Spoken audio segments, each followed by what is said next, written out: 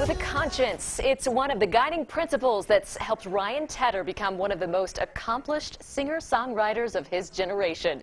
Tedder co-founded the band One Republic right here in Colorado Springs 20 years ago. Since then, the band has released 4 albums, the latest one, Oh My My. Tonight, only on KRDO News Channel 13, an insider look at the band's Colorado roots.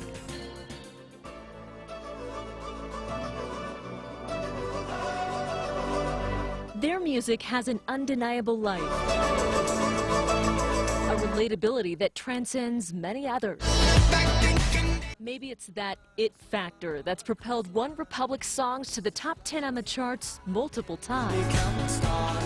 And yet, despite garnering international attention, my friends in LA, they don't know where I've been for the past few years or so. strains of the band's roots come out. Paris to China to Colorado. And those roots started here at Colorado Springs Christian School. It's where lead singer Ryan Tedder and Zach Filkins met their senior year of high school, way back in 1996. How did you start forming that alliance together in Colorado Springs? My car broke down, honestly. Yeah, my car broke down. That's what it was. My car broke down. My car broke down. We were on the same soccer team in Colorado Springs, and at CSCS. And we had, where we had practice, what was that place, Cottonwood? Cottonwood. And I started bumming rides off of him. And on those rides, he was playing music that I liked, and we started talking about music. And then we both that was the first, we both realized that we were way intense about music, more intense than our other friends. They formed a band for a talent show and at one point performed at Pikes Perk. But it wasn't until college they got serious about taking their sound big. One day, it just came down to, look, we're like 21, 22, we're not getting any younger, we're so old already. And if we're gonna do this, let's do it now.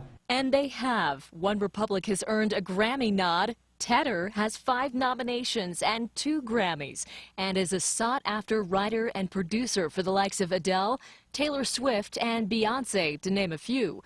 8-track tapes at the time, and he absorbed that. Ryan's dad, Gary, has had a front row seat for it all. Do you ever have to pinch yourself and say, that's my son? I've actually done that several times in live concerts when the noise level was high enough. I would yell, that's my boy. Sure enough, the piano was a familiar fixture from the time Ryan was a tow-headed boy. I used to prime up on the piano with candy corn and see if he might like to play. One day I just spontaneously dropped down to a knee so I was eye level with him. And I said, Ryan, you're a child of destiny, and the only thing that'll get in the way of you and your destiny is you. So figure out how to get out of your way. And he's figured it out. Was there a moment or an intersection at which you thought, okay, this is not just a normal kid? Yeah. Like, he's got some extra talent here. Was there a moment that you can remember? Something that stands out, I think, was my parents' 50th wedding anniversary. Gary tells the story of Ryan playing a song he had written the night before. I went up after his performance and I said, why have you kept this a secret for so long? You're a gift to the world. And he said, I promised God that I would not perform in public until I felt I could sound as good as anything on the radio. Years later, it was on this piano, in this room, Ryan composed the breakout hit, Apologize. We're upstairs, and you can hear the repetitive nature of just trying to work your way through a song, lyrically and musically. And sometimes it was 3 or 4 in the morning, and we'd look at each other and go, man, I hope it's worth it. It hasn't been without its share of ups and downs. 2 months before the band's scheduled release of their first album in 2006, record label Columbia dropped them. But it wasn't time to give up. The life cycle of most bands is like kaboom and then like that. And for whatever reason, One Republic has been just, we're the tortoise. We've always been the tortoise. We're never like, The hair. The hair. Thank you. Thank you. I think we're incredibly fortunate.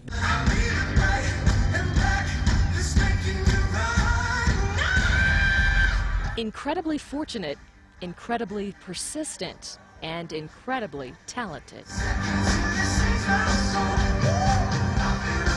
And Ryan Tedder describes their fourth and newest album, Oh My My, as part familiar, part future.